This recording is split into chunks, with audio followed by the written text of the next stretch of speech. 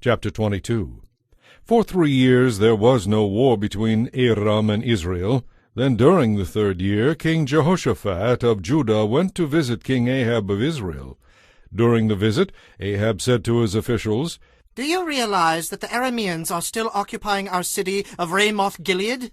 And we haven't done a thing about it." Then he turned to Jehoshaphat and asked, "Will you join me in fighting against Ramoth-Gilead?"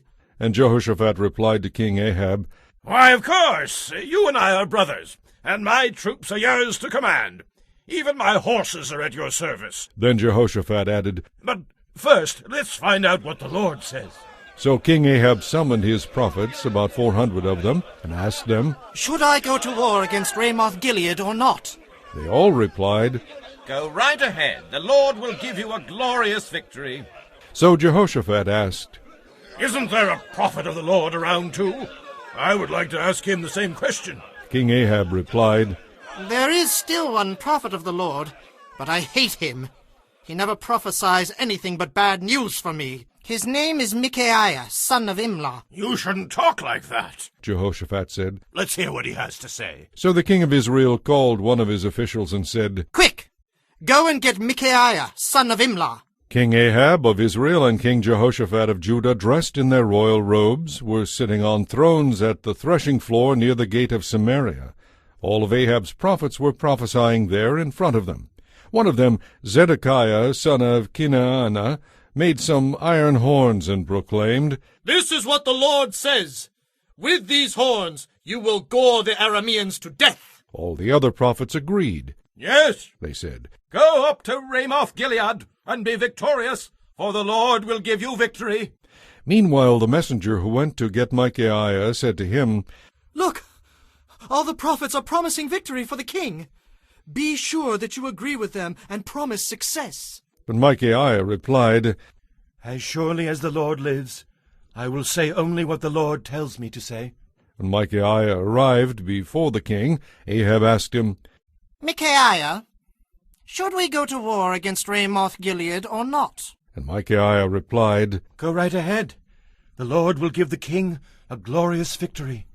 But the king replied sharply, "How many times must I demand that you speak only the truth when you speak for the Lord?" So Micaiah told him, "In a vision I saw all Israel scattered on the mountains, like sheep without a shepherd. And the Lord said, 'Their master has been killed. Send them home in peace.'" "Didn't I tell you?" The king of Israel said to Jehoshaphat, "He does it every time. He never prophesies anything but bad news for me." Then Micaiah continued, "Listen to what the Lord says. I saw the Lord sitting on his throne with all the armies of heaven around him, on his right and on his left. And the Lord said, 'Who can entice Ahab to go into battle against Ramoth-Gilead, so that he can be killed there?' There were many suggestions, until finally a spirit approached the Lord and said, 'I can do it.' 'How will you do this?' the Lord asked. And the spirit replied, 'I will go out and inspire all Ahab's prophets to speak lies.' 'You will succeed,' said the Lord. 'Go ahead and do it.' So you see, the Lord has put a lying spirit in the mouths of your prophets, for the Lord has determined disaster for you." Then Zedekiah, son of Kenaanah, walked up to Micaiah and slapped him across the face. "When did the Spirit of the Lord leave me to speak to you?" he demanded. And Micaiah replied, "You will find out soon enough, when you find yourself hiding in some secret room." King Ahab of Israel then ordered, "Arrest Micaiah and take him back to Amon, the governor of the city, and to my son Joash. Give them this order from the king. Put this man in prison, and feed him nothing but bread and water until I return safely from the battle." But Micaiah replied, "If you return safely, the Lord has not spoken through me." Then he added to those standing around, "Take note of what I have said." So the king of Israel and King Jehoshaphat of Judah led their armies against Ramoth-Gilead. Now King Ahab said to Jehoshaphat, "As we go into battle, I will disguise myself so no one will recognize me. But you wear your royal robes." So Ahab disguised himself, and they went into battle. Now the king of Aram had issued these orders to his 32 charioteers. "Attack only the king of Israel." So when the Aramean charioteers saw Jehoshaphat in his royal robes, they went after him. "There's the king of Israel." They shouted. But when Jehoshaphat cried out, the charioteers realized he was not the king of Israel, and they stopped chasing him. An Aramean soldier, however, randomly shot an arrow at the Israelite troops, and the arrow hit the king of Israel between the joints of his armor. "Get me out of here! Ahab groaned to the driver of his chariot. I have been badly wounded!" The battle raged all that day, and Ahab was propped up in his chariot facing the Arameans. The blood from his wound ran down to the floor of his chariot, and as evening arrived, he died. Just as the sun was setting, the cry ran through his troops, It's all over! Return home! So the king died, and his body was taken to Samaria and buried there. Then his chariot was washed beside the pool of Samaria, where the prostitutes bathed, and dogs came and licked the king's blood, just as the Lord had promised.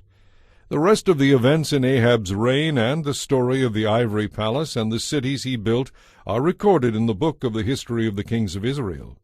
When Ahab died, he was buried among his ancestors. Then his son Ahaziah became the next king.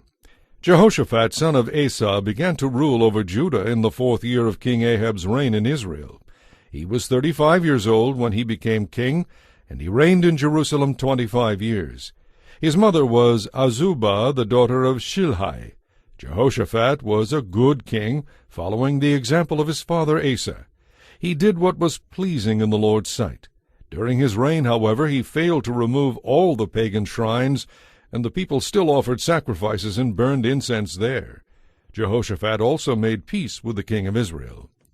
The rest of the events of Jehoshaphat's reign, the extent of his power, and the wars he waged are recorded in the book of the history of the kings of Judah. He banished from the land the rest of the shrine prostitutes, who still continued their practices from the days of his father Asa. There was no king in Edom at that time, only a deputy. Jehoshaphat also built a fleet of trading ships to sail to Ophir for gold. But the ships never set sail, for they were wrecked at Ezion-Geber. At that time Ahaziah, son of Ahab, proposed to Jehoshaphat, "Let my men sail an expedition with your men." but Jehoshaphat refused the offer. When Jehoshaphat died, he was buried with his ancestors in the city of David. Then his son Jehoram became the next king. Ahaziah, son of Ahab, began to rule over Israel in the 17th year of King Jehoshaphat's reign in Judah. He reigned in Samaria 2 years. But he did what was evil in the Lord's sight, following the example of his father and mother and the example of Jeroboam, son of Nebat, who had led Israel into the sin of idolatry. He served Baal and worshipped him, arousing the anger of the Lord, the God of Israel, just as his father had done.